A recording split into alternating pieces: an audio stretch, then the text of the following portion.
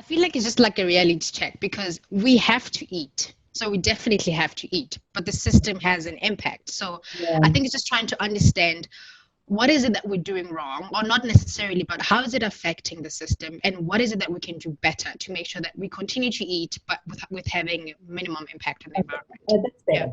yeah. I get it. It's been possible to farm in quite a sloppy way.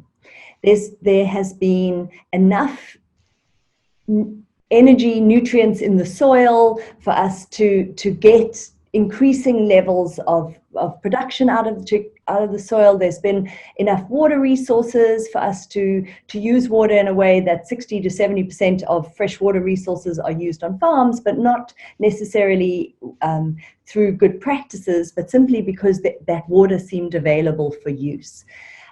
Over time, the soils have become depleted. The climate has changed so rapidly in South Africa that we are now facing really extensive droughts, and not just summer rainfall or winter rainfall droughts, but national droughts.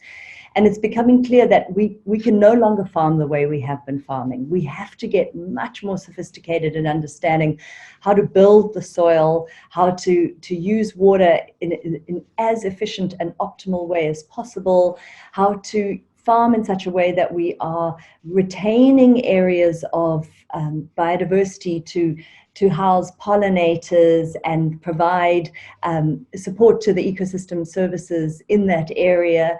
And that's simply because if we don't farm that way, farmers have got to a point where they can no longer simply balance out the system with inputs. You know, the cost to farming, the cost to the system is too high. So I think we've been allowed to farm this way because there was enough redundancy in the system.